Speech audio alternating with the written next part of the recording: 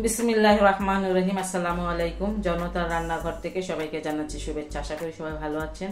আজকে যে রেসিপিটি করব সেটা একটা রিকোয়েস্টেড রেসিপি, মায়োনিজ তৈরি করব। মায়োনিজ তৈরি করতে যা যা আমার লাগবে সেটা অবশ্য সবার বাসায় থাকে।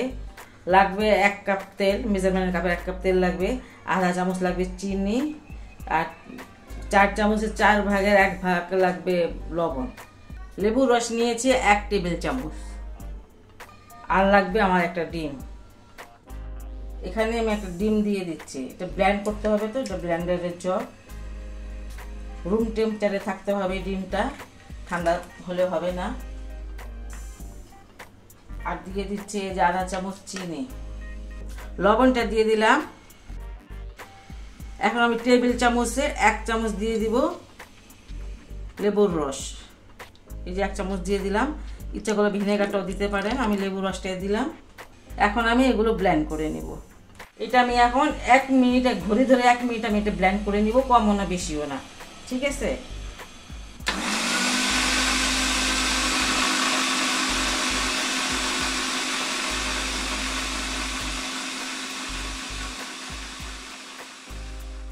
এটা আমি 1 মিনিট ব্লেন্ড করে নিলাম।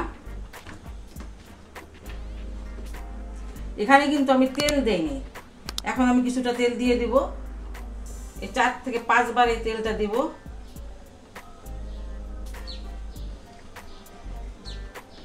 আবার আমি 1 মিনিট ব্লেন্ড করব।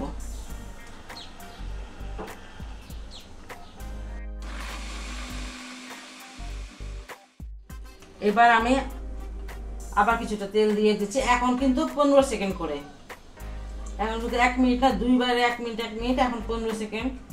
আবার আমি এটাকে ব্লেন্ড করে নেব।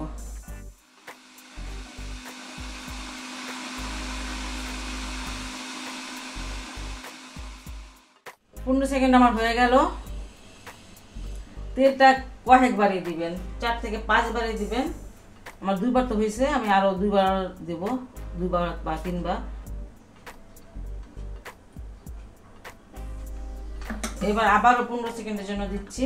এই টাইমটা কিন্তু ঠিক রাখতে হবে, তাহলে আপনি মায়োনিজটা হবে।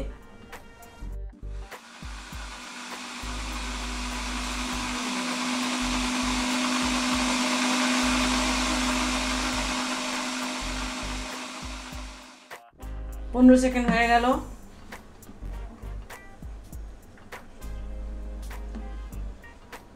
আর একটু তেল দিয়ে দিচ্ছি।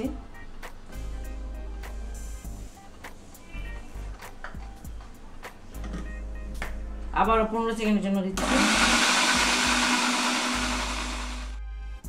15 সেকেন্ড হয়ে গেল। এখন বাকি তেলটুকু দিয়ে দিচ্ছি। অল্প অল্প করে 5 বারে তেলটা দিলাম, আপনারাও তাই দিবেন।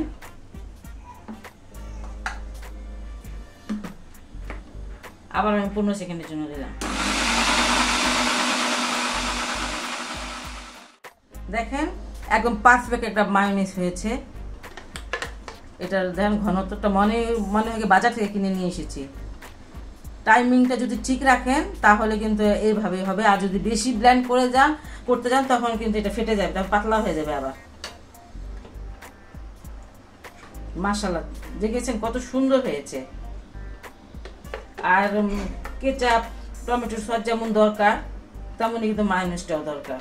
খুব একটা প্রয়োজনীয় জিনিস, কিন্তু এটা বেশ দামি, কিন্তু বাসায় কিন্তু করলে একদম কম দাম। যা যা লাগে সব বাসায় থাকে সবার।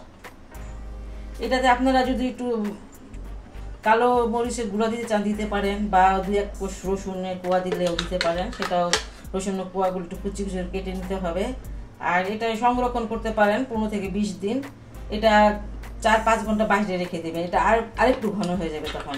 তারপরে এয়ারটাইট কোনো বক্সে এটা রেখে নর্মাল ফ্রিজে রেখে দিতে পারেন। তারপর যখন দরকার তখন মানে বের করে কাজে লাগালেন। দেখেন মাশাআল্লাহ একদম পারফেক্ট ভাবে হয়েছে, কোনো এটাতে কোনো হয়নি। আপনারা যদি ভাবেন যে একটু টাইমটা বেশি নিয়ে করি, কিন্তু তাহলে কিন্তু হবে না। এটা আমি আবার বলছি, তাহলে এটা ফেটে যাবে, এমন ঘন হবে না। দেখেন আমারটা একদম সুন্দরভাবে হয়েছে। খুব সহজ একটি রেসিপি, বাড়িতে কিনতে গেলে বেশ টাকা লাগে, আপনারা ঘরে তৈরি করে নেবেন। আর এই রেসিপিটি আপনাদের যদি কাজে লাগে বা পছন্দ হয় তাহলে অবশ্যই আমার চ্যানেলকে লাইক, কমেন্ট এবং সাবস্ক্রাইব করবেন। সেই পর্যন্ত সবাই ভালো থাকুন, সুস্থ থাকুন এবং নিরাপদে থাকুন। আল্লাহ হাফেজ।